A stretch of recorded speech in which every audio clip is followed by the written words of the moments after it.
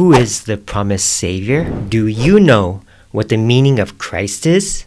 Is it just another name for Jesus? The word Christ is not a name, but a title. It means anointed one. And to anoint someone means to pour oil over them.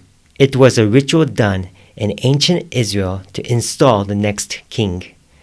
There were prophets in ancient Israel who were holy messengers of God. They predicted that an anointed king would come and save them from their enemies.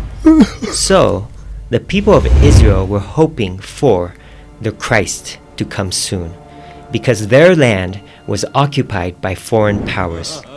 They wanted freedom and independence from foreign oppression. It is on Christmas Day that the Anointed One was born.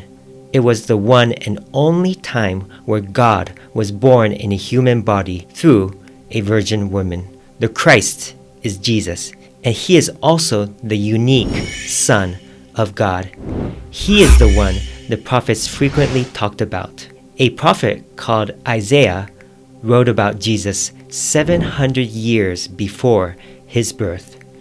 The Spirit of God is upon Christ because God has anointed Him.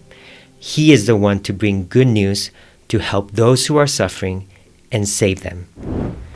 The people of Israel thought Jesus would rise to become a powerful king to save them from their political enemies.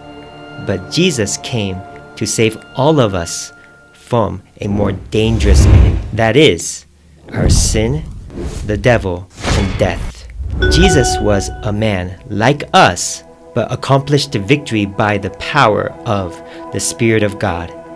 This is the good news, that the Savior has come to save us and has become the true King over all the earth.